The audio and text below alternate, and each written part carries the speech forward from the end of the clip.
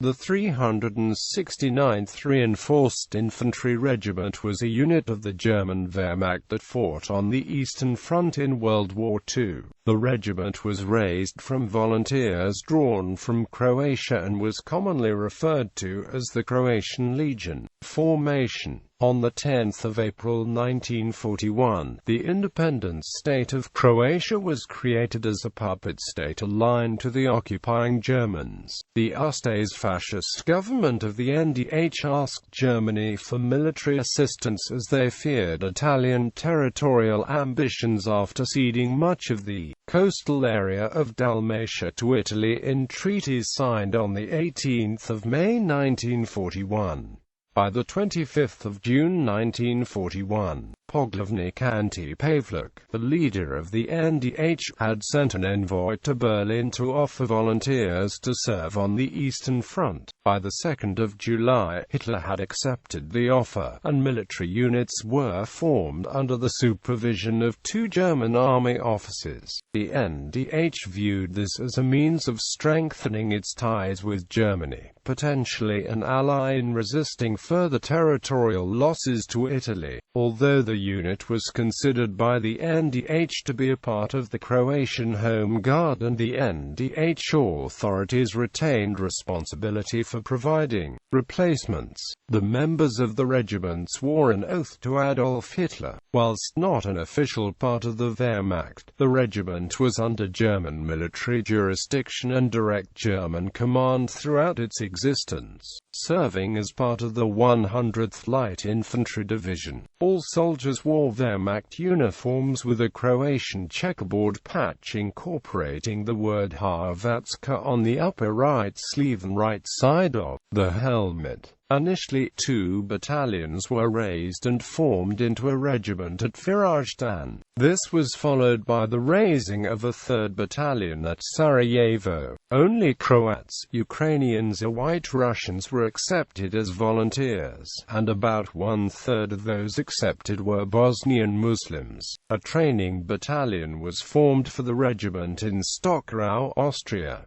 The regiment was then transported to Dollersheim, Austria for training. With an effective strength of 5,000, the regiment consisted of 3 infantry battalions, a machine gun company, an anti-tank company, 3 batteries of field artillery, headquarters staff and a supply company.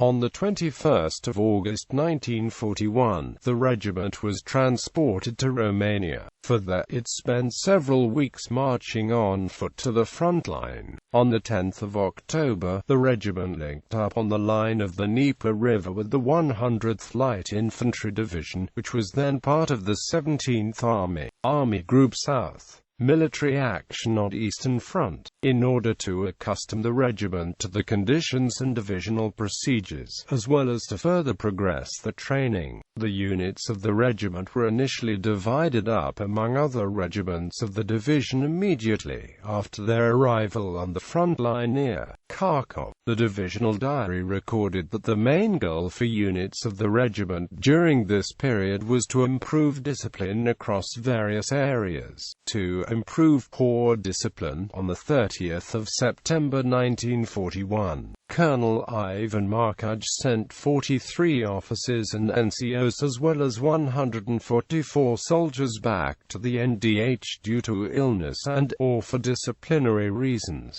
After the Red Army counterattacked and retook Rostov in November 1941, the 100th Light Infantry Division was marched south to the front line on the Mias River on the 22nd of November. Temperatures dropped as low as 18 C and the regiment had no winter clothing. The units of the regiment, still divided among the other regiments of the division, dug in alongside the Slovak Mobile Brigade and SS Division Viking. In mid-January 1942, the 100th Light Infantry Infantry Division was deployed to the Stalingrad area to assist in fighting off a Soviet cavalry corps that had broken through the front line. Through some heavy fighting along the line of the Samara River, the division held on through the winter. Starting in early 1942, soldiers of the unit were able to send messages back to the independent state of Croatia. Messages for family members and friends were written on any paper the troops could find, such as cigarette papers or pages torn from notebooks.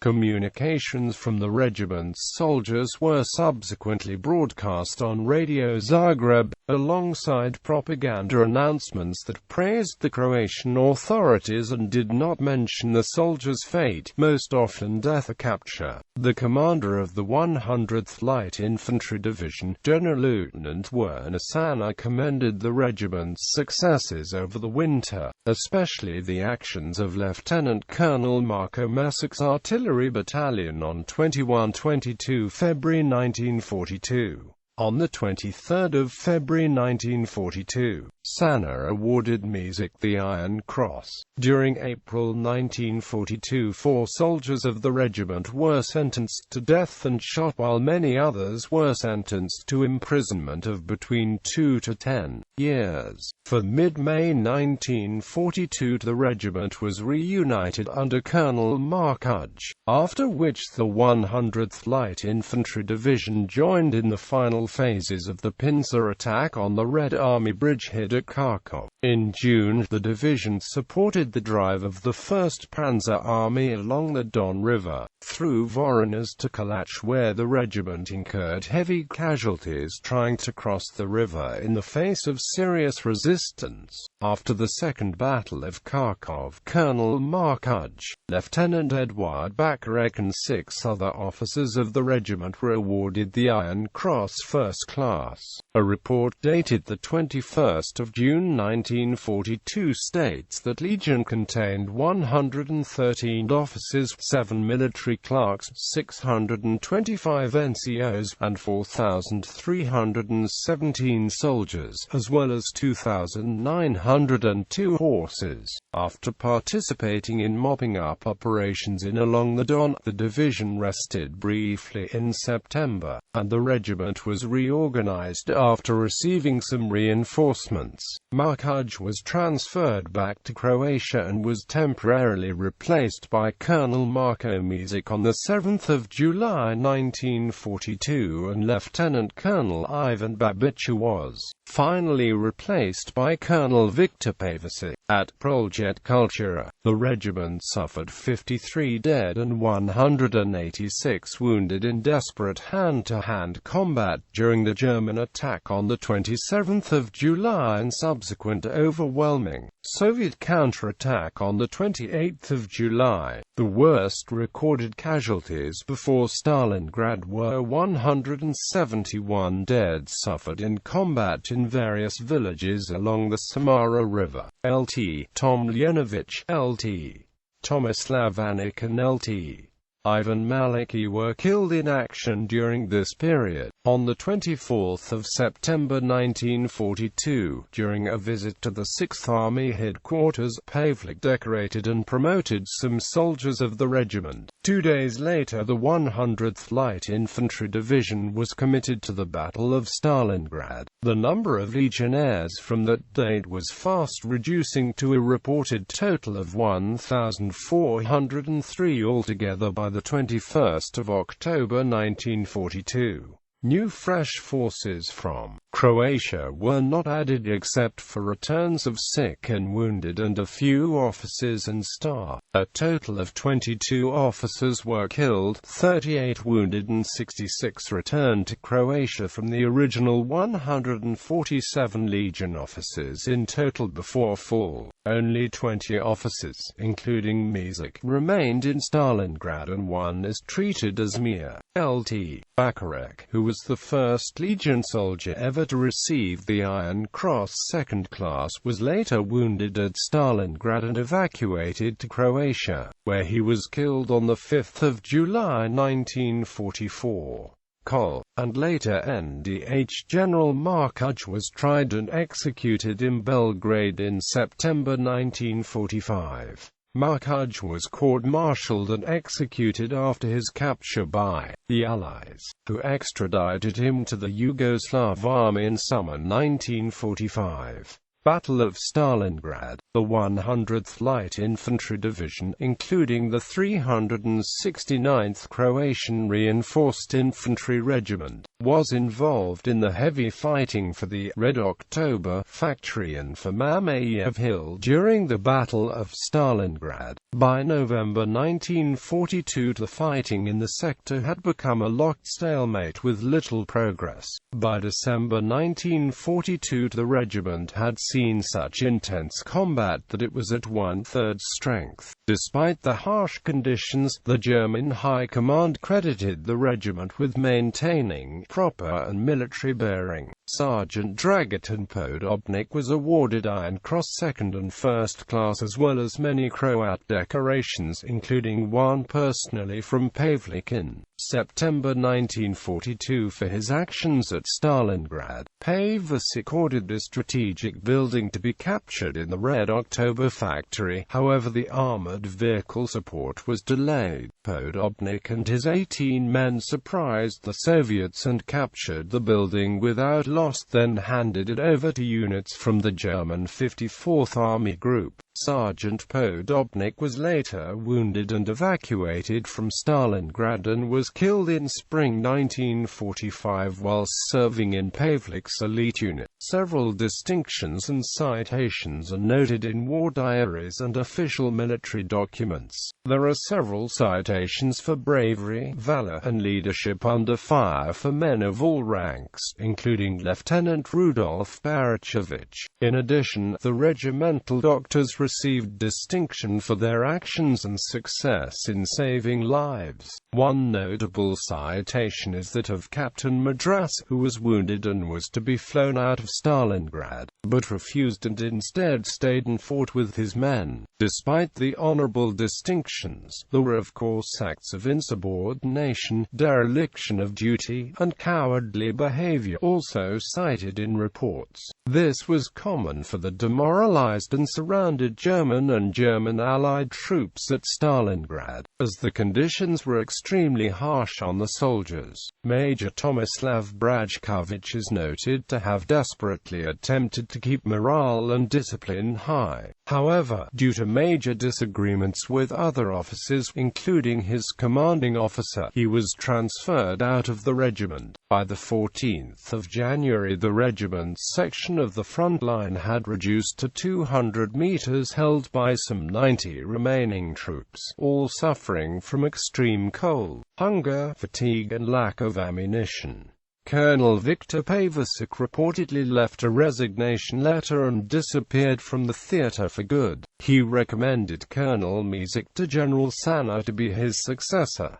General Sanna officially reported that Pavlik was a deserter, but Sergeant Erwin Jurek claimed that Pavlik had received written orders signed by Sanna to leave Stalingrad by air on the 15th of January. During its last days at Stalingrad, the Legion was desperately retraining about 700 inexperienced artillery and support soldiers to infantry combat duty. The last official report from the 21st of January 1943 counted 443 infantry and 444 artillery soldiers in Stalingrad. Just before the surrender of the 6th Army at the end of January, about 1,000 wounded were flown out, and of the remaining men in the regiment, nearly 900 became prisoners of war. Among the last Wehrmacht soldiers to leave Stalingrad by air were a group of 18 wounded and sick Croat legionnaires, including Lt.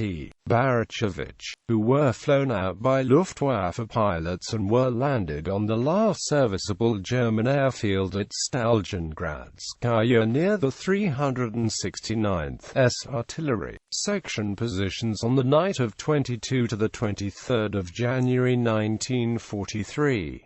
The regiment's war diary and other documents were also saved in this evacuation. The previous night, several Luftwaffe planes had crashed attempting to take off and land perilously close to fast advancing Soviet forces. Thus fewer planes flew in for rescue missions.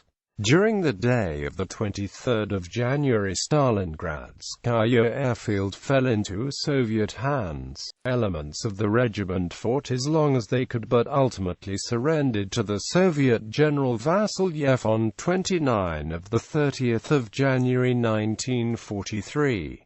In the 3 months between the 21st of October 1942 and the 21st of January 1943, they had lost 540 of 983 troops fighting for the Red October Factory. On the 31st of January 1943, General Paulus announced the surrender of the German Sixth Army. On the 2nd of February, the Legion became Soviet prisoners of war, including all officers, approximately 100, mostly wounded, sick, and frostbitten combat soldiers, as well as some 600 other legionaries from artillery and support units. In the 2 weeks leading up to the capitulation, the 369th Regiment had lost 175 soldiers. The Legion assembled at Bekato Uka on River Volga, where they were joined by some 80,000 mainly German as well as Italian, Romanian and Hungarian POWs. They were sent on a forced march to Moscow, where they were joined by Croatian legionnaires from the Light Transport Brigade who had been attached to Italian forces on the Eastern Front. For that, they were sent to work camps in Siberia. Many died on the march due to starvation, hypothermia, or disease. Regiment veterans. More than 1,000 legionnaires were evacuated from the Soviet Union and later Stalingrad by various means and for various reasons. They were awarded the Croatian Legion 1941 Linden Leaf from the service and formed the core of a new unit, the 369th Infantry Division. Aftermath. In late October 1944, a Yugoslav Legion, numbering about 3,000 men, operated as part of the Red Army around Kakag during the Belgrade offensive. This unit was formed in early 1944 partly from former members of the 369th Reinforced Infantry Regiment, and was commanded by the former USA's Lieutenant Colonel Marko Mizig, assisted by Captain Milutin Perisic, a Serb. Both officers were praised by Soviet General Sergei Beryusov. In the summer of 1943, 100 legionaries and 6 officers, including Marko Mizig, were transferred to Suzdalj and later to Krasnogorsk near Moscow, where they met with most of the surviving Croat soldiers. At Krasnogorsk, the Soviets formed a new unit that utilized Royal Yugoslav uniforms. During early Soviet imprisonment, Mizig may have been forced to appear in Soviet propaganda wearing a Royal Yugoslav Army uniform and Tito's flag to save the lives of his remaining men. Upon news of this, the Ministry of the Armed Forces removed him from the Croatian Armed Forces and rescinded his awards.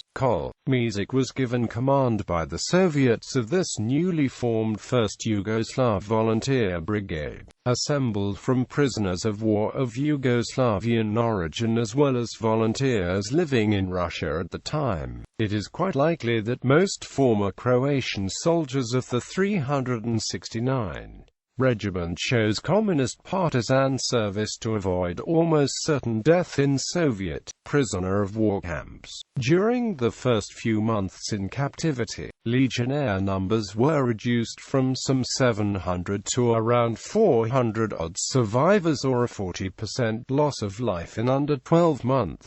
The new Yugoslav Partisan Brigade, now wearing old Royal Yugoslav Army uniforms, was commanded by experienced experienced former 369th Regiment Croat Legion officers like Lt. Col. Egon Zitnik, the former commander of the Light Transport Unit, Major Marijan Prislin, the former second-in-command of the 369 Regiment's Artillery Section, and Major Marijan Tulisic, the former artillery unit commander. New unit military training was very fast as most men were experienced soldiers. As late as March 1944 they were joined by 200 more former 369th Legionaries led by former 369th Stalingrad Dr. Bogoljub Modrijan as well as Lt. Vlahov, Lt. Tartamisimov, Lt. Drazanovich and Lt. Ivan Vadlia, who was wounded at Stalingrad but missed the last flight out. They were transported to Yugoslavia in late 1944 under direct orders from Tito, where they were sacrificed in combat against superior German forces, suffering very high casualties. The few remaining survivors were suspected and most were later convicted of being Soviet infiltrators by the partisans as well as Croat NDH authorities. Commanders: Colonel Ivan Markuj, Lieutenant Colonel Ivan Babic, Colonel Viktor Pavasic, Lieutenant Colonel Marko Mizic,